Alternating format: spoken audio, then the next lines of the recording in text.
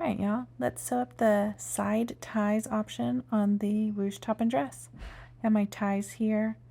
It is 1/4 inch seam allowance here. So I'm going to use my serger and not trim any off. You can also use your sewing machine. Just make sure you use that 1/4 inch seam allowance, or these are going to be very difficult to turn. And there's just enough to use that 1/4 inch seam allowance. You just fold them in half, zip down the side, one end, and then we'll turn them right sides out. If your fabric is super stretchy, make sure you're using a high stretch stitch. They go with the grain, so unless your fabric has a whole lot of vertical stretch, you shouldn't worry too much. We're going to sew up just one short end as well. Depending on my fabric, I usually like to do the short end on my sewing machine. I'm using my serger on this one. My serger was fine with it. Sometimes it just doesn't like to do that really short little piece, depending on what kind of knit fabric I have. So I'll just stitch across it with my sewing machine if my serger isn't having it. Once I trim them apart, since I chain stitched them, I'm just going to turn them inside out. I get asked all the time what my tube turner is. I believe that's what it's called, a tube turner.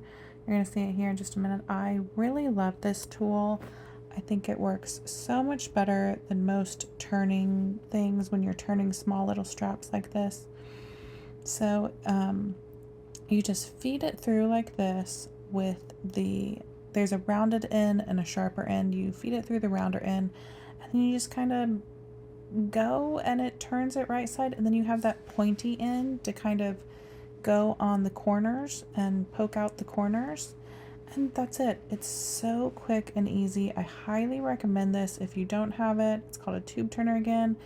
They used to be really hard to get. You would have to order it from Nancy's Notions, but now I think you can just get them on Amazon super easily. So highly recommend that little tool if you do not have it. Now here is my shirt pieces. I'm doing a top length here. So I am pinning at the armpit and then down at the bottom hem. And we are going to stitch this on our sewing machine with our normal 1/2 inch seam allowance, but you're going to need to use your sewing machine on this, not your serger. You need to leave your full 1/2 inch seam allowance intact.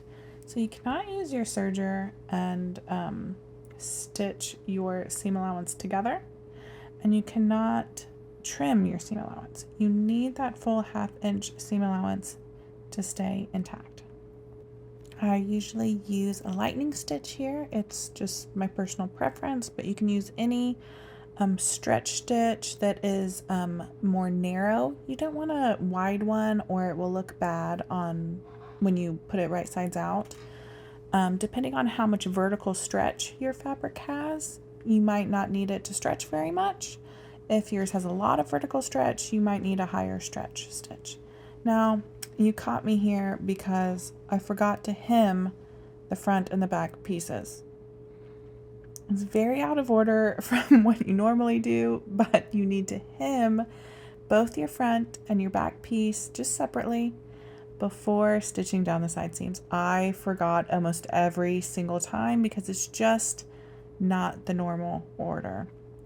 But I stopped before I hit the bottom, hemmed it up. So just pretend like I did that in the right order, that I hemmed it up first and then I sewed the side seams.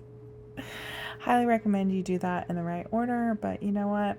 If you're like me, you will end up doing it like this every single time because you will forget to hem it first. All right, now what we're going to do is we're going to press our seams open. If your fabric can take a press, go ahead and press it with a nice heated iron. If not, you can finger press like me. So you just open it just like this on both sides. And what we're going to do is, again, using that same stitch, that you just used, you're going to want kind of a narrow stretch stitch. I use the lightning stitch again. And we are just going to edge stitch along both of our seam allowances. So you want it pretty close to the edge and then just go straight. So it's about 3/8 to a 1/2 inch away from your stitch line, right? A full 1/2 inch would be the very edge. So you want it just inside so that you're stitching it down just like you would a hem. And we're going to go down both sides completely all the way up from the bottom hem to the armpit. I'm just going to speed it up a little bit because it's rather boring. Again, I'm using that lightning stitch. I like that narrow stretch stitch. I like the way it looks, but you could use something like the triple step straight stitch. If your fabric has no vertical stretch, you can even use a straight stitch here. But if your fabric stretches, you want your stitches to stretch as well, or they'll pop when you put it on and tug it down. So you just want to match how stretchy your fabric is to how stretchy your stitches. All right, now that we're done, we're going to feed our ties through. So I'm using this little bodkin. You can use a safety pin or whatever tool you have that you like. Going to connect it to the open end of the tie and feed it in through the bottom. So that this side is the bottom hem on the right side of the video. Just going to go all the way up through to the armpit. It shouldn't be too snug of a fit. I like my casings pretty tight, but this one's not excessively tight. It should be pretty easy to feed through. Here we go. And I pull it all the way up through the armpit. And then I do my second one real quick.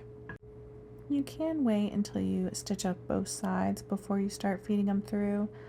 I like to take a break and go ahead and do the ties on this side before sewing up the other one, but whatever your preference is. Okay, once you have them both up through to the armpit, we are going to turn it inside out so that we can see our notches, because we only want our ties to go up to that top notch.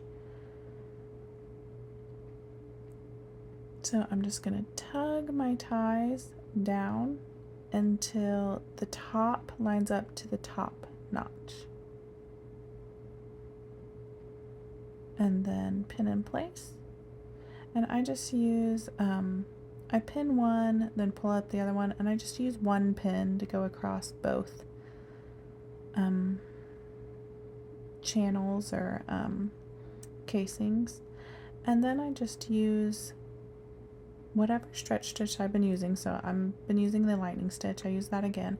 And I just go straight across right at that notch, right at the top. And that will hold them in place. That's it. The ties give you a little more freedom in how much you want it ruched on the sides, a little longer, a little shorter. I hope this video helped, and I can't wait to see yours all sewn up.